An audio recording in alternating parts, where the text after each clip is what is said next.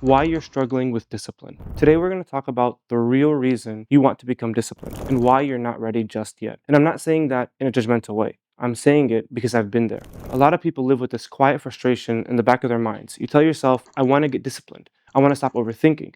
I want to stop reacting like this. I want to be better. But the moment you try to change, something happens inside of you. You go into this serious mode and it almost feels like if you become responsible, you're going to lose the part of you that enjoys life, your comfort, your fun, your escape. So you end up saying the sentence that sounds honest but keeps you stuck. I know I need to change someday. I'm just not ready yet.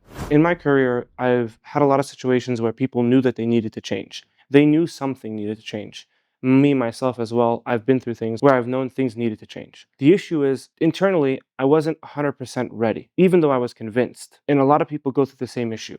Sometimes when you're in a certain environment, you know that environment isn't good for you. For you to actually take the steps to leave your comfort zone and to leave where you know and who you know and what you know to something completely unknown is one of the hardest things a person can do. Leaving your home, leaving your hometown, leaving your family, the people who you knew, your friends, and going somewhere else can be extremely difficult.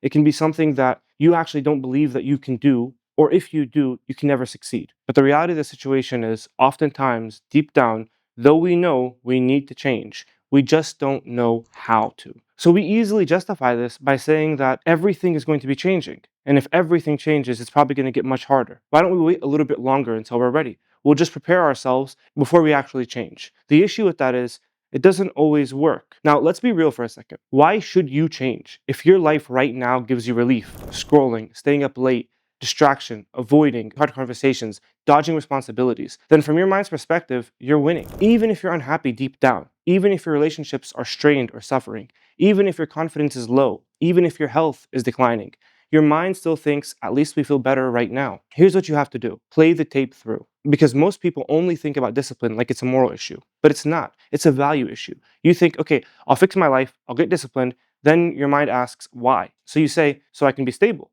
confident, respected, successful, at peace. And then your mind says, okay, once we get peace, what do you want to do? And if you're honest, the answer is usually something like, I just want to relax. I just want to feel light.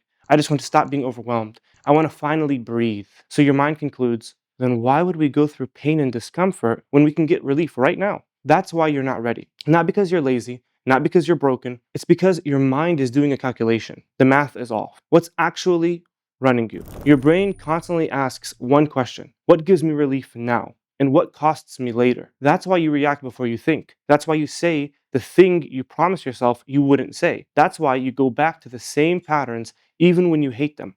Because in the moment, your mind is not thinking about your future, it's thinking about your emotional comfort. And that's the part most people don't understand.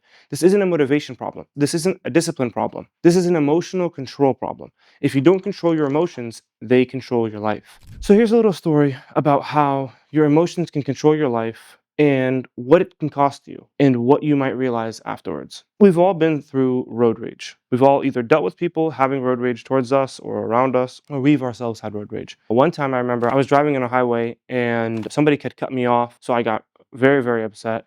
I started honking at them, etc., like flashing them, things like this. It passed over, nothing happened. It was generally fine. But later on, a couple weeks after that, my father had gone very, very sick. When he was in one hospital, he needed to be transferred to another hospital. And so he was transferred by airplane to the other hospital. And me and my brother wanted to obviously get there as fast as possible. So I remember my brother driving us there. He was going probably 90 miles an hour the whole way there, cutting everyone off, running every type of light, whatever it was. We wanted to get there. We needed to get there. Looking back on it now, it's not really a great example of control, but at least it shows you the value of understanding why some people might lose their control.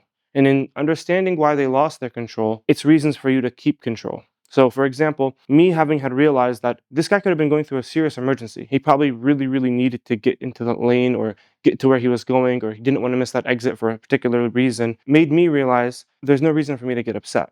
There's no reason for me to get emotionally out of control or to react in a negative way. Because at the end of the day, each person is going through something. And that thing that they're going through dictates how they behave. We might not like a certain person's behavior or their reaction, but it should never affect our reactions and make us get out of control. So just to wrap it up, I felt really, really, really negatively towards this person who had probably done nothing wrong, or if he had done something wrong that was very minor, and at the end of the day, he probably had a really good reason to do that. It just shows you that sometimes we have to have a bigger perspective in mind, bigger hearts, bigger minds, and more understanding in general. What actually makes people change? So, how do human beings actually change? How do people quit what's destroying them? How do people stop reacting? How do people stop self sabotaging? They develop something called competing interests, meaning they want something more than the relief of staying the same. They want something more than the comfort of avoidance. And here's what matters: it can't be external. It can't be, I should change because people expect it.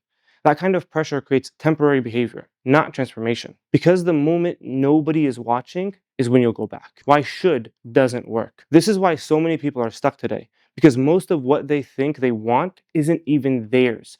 It came from their comparison, it came from their expectations, it came from being told what you should want your whole life. So you try to change for the wrong reasons. And deep down, your mind rejects it. So here are the questions I want you to sit with. First, what do you want? And if your honest answer is, I don't know, that's not failure. That means your internal compass has been drowned out by noise. Second, do you actually want change?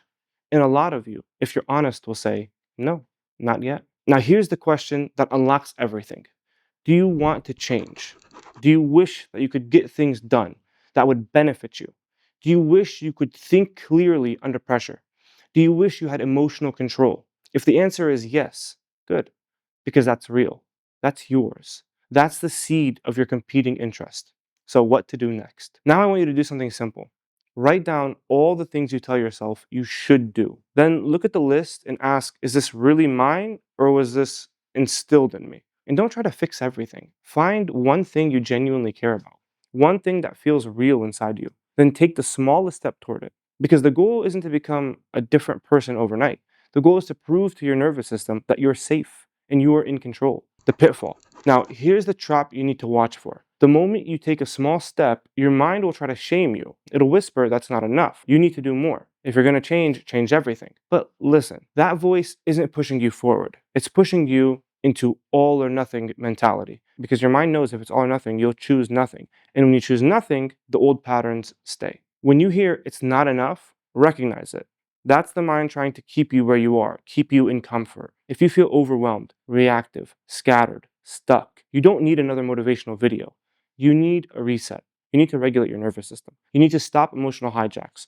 You need your mind to become something you can use instead of something you fight. That's what our work is all about. If you're tired of feeling controlled by your emotions and you want a real inner reset, I run a private 12-week one-on-one program focused on emotional control, mental clarity, and life direction. It's structured, it's practical, and it's personal. The goal is simple. You become calm, clear, and in control. If that's what you want, apply through the link below.